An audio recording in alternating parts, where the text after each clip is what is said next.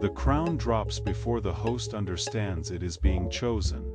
A black wet ring of hooks hangs above the host's back, turning slowly in the dim containment light.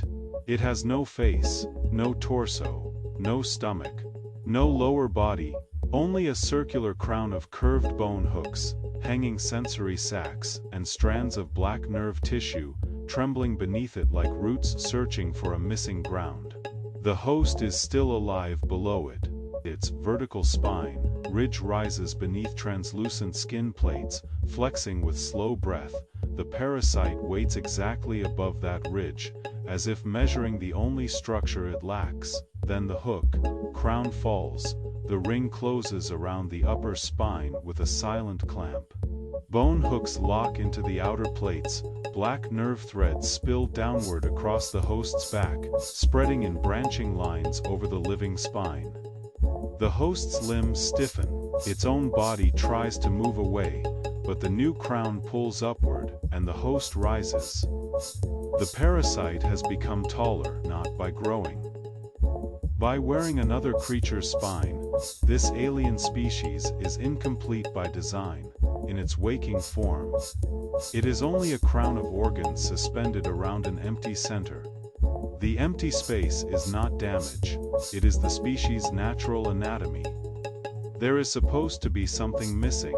The parasite has no internal skeleton, no central body column, no walking frame. Its hooks, sacs, and nerves cannot function for long, unless they are fastened around a living vertical structure. A host spine is not food, it is architecture. The hook-crown does not crawl inside the host, it does not burrow through flesh, it remains outside, exposed and visible, clamped to the upper back, like a second nervous system placed on the surface. Its threads descend along the spine, wrapping around motion nodes, pressure seams, and limb roots. The host remains alive because the parasite needs the host alive. Dead structure cannot answer. The crown organs unfold. Each hook opens a small sensory slit. The hanging sacs fill with dark fluid. The nerve threads begin to pulse in a rhythm that does not match the host's own body for a moment. Two nervous systems occupy one frame, the host's hidden internal signal and the parasite's wet external signal growing over it. Then the host takes one step.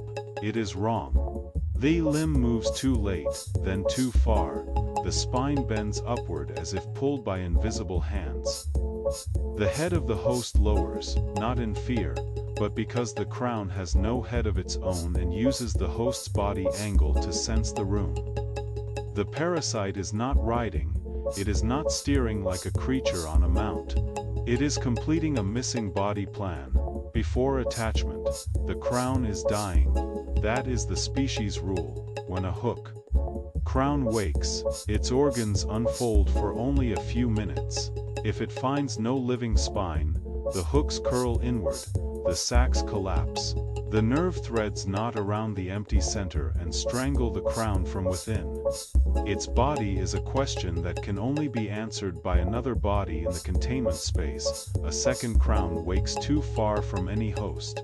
It rises from the dark floor, trembling, its hooks spread, searching for a spine, ridge that is not there. The nerve threads hang into empty air. The sensory sacs swell, then dim. Without a host, the ring begins to fold inward, hook after hook bends toward the center. Threads coil back on themselves, the crown becomes smaller, tighter, and darker until the last organ closes like a failed trap. The attached parasite brightens, its hooks remain locked around the host's upper spine. The black nerve threads now reach farther, crossing down the back, and branching toward the limb roots. They do not pierce deep. They lie on the surface, clinging through small hooklets and wet contact pads. Wherever the threads touch, the host's movement changes. The host is still present. That is what makes the transformation worse. Sometimes its limbs resist. Sometimes its spine shivers in its own rhythm beneath the parasite's rhythm. Sometimes the body pauses as if trying to remember how it moved before the crown arrived, but each pause becomes shorter, each independent motion is overwritten by a stronger external pulse. The parasite tests the borrowed skeleton, then arches upward until the crown is held high like the highest part of the combined creature. The Hook-Crown has no eyes, but its sensory sacs swing and taste pressure changes. The host's spine becomes a mast, the parasite's nerve threads become rigging, the living body beneath becomes the walking support of an organism that did not have a body of its own. The crown does not grow a torso. It makes the host's torso function as its missing torso. It does not grow legs. It makes the host's legs carry its decisions. It does not grow a face. It drags the host's posture into sensing positions and reads the world through the hanging sacs around its ring. The combined creature moves across the dim space. Every step now begins at the crown. A pulse travels from the hook ring into the external nerves, down the host's spine, then outward to the limbs. The host's original motion is still underneath, but muffled. The body walks as if listening to a command placed directly on its back. Then the parasite opens its crown wider. The hooks do not release, they flex. The ring tilts forward, lifting the upper spine. The host rises onto a taller posture than its own anatomy, normally uses nerve threads tighten like wet black cords. Sensory sacs hang around the host's shoulders, swaying with each step. The parasite is now fully active. This is the completed monster. Not crown alone, not host alone, a borrowed spine creature. The most unsettling part is that the parasite has not consumed the host. There is no empty shell, no corpse, no hidden worm inside. The host breathes, its internal fluids still move, its limbs still carry weight, but the meaning of those movements has changed. The body is alive, and that life is exactly what the crown is using. The host tries to lower itself. The parasite answers by pulling the upper spine upward. The body freezes halfway between collapse and obedience. The crown's nerve threads flare dark blue, black. The host's limb roots tremble. Then the body stands again, taller than before. The Hook-Crown learns quickly. Each movement teaches it where the host resists, where the spine bends, where the limbs answer, where the surface plates are weak. Its external nerves thicken along the most useful paths. Threads that do not help detach and dry. Threads that control balance become glossy and strong. The parasite edits its second nervous system while the host is still moving. Another host shape lies nearby, already abandoned.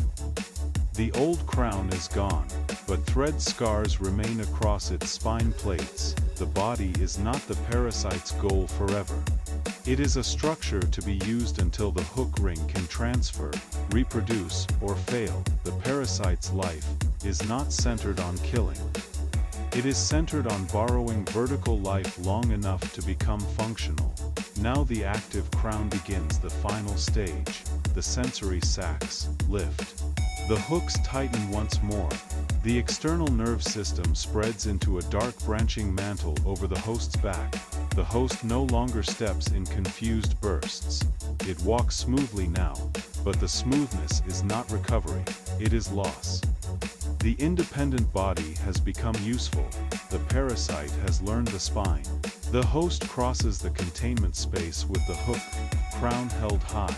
The ring glows faintly between wet black hooks. Nerve threads pulse down the back like a visible command. The host's own head hangs low, almost irrelevant, while the crown becomes the true top of the creature. The final image is not of an invader hidden inside a body.